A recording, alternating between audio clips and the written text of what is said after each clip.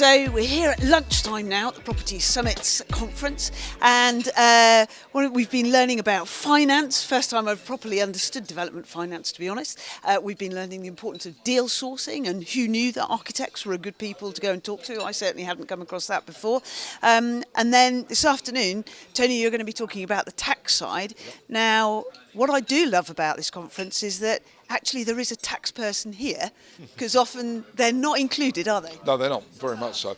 And when it comes to tax, most people seem to think of it as firstly an afterthought, and then get so obsessed about tax it ends up wagging the whole deal dog.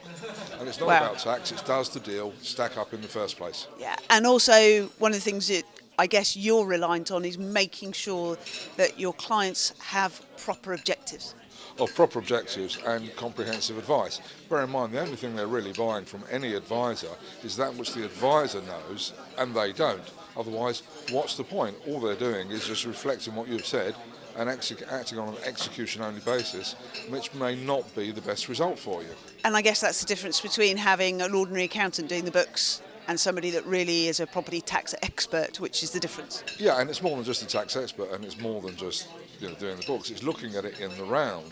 It's the business planning, it's the estate planning, the succession planning, the tax planning, the legal planning. So the whole thing comes together as one unified piece that works to your advantage and nobody else's.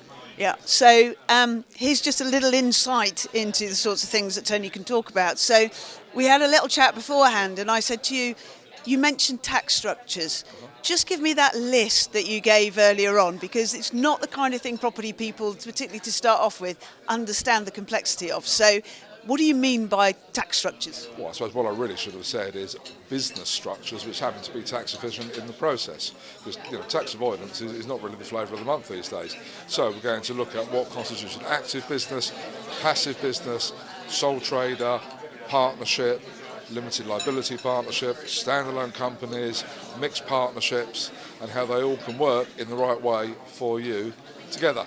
So if you just thought it was about buying a property, getting a bit of finance, doing it up and making some money, it's not going to happen. You need to have real expertise and come to something like the Property Summits, where you're not going to be sold property investment is the best thing since sliced bread. You're actually going to be sold this is how to run property as a business properly and make sure you're tax efficient and you're not avoiding tax. Absolutely, and it's a great way to get it in the round from a panel, talk to other members of the audience. We're not giving specific advice, we're just helping you be in the right place to know when to ask for that specific advice. Fantastic.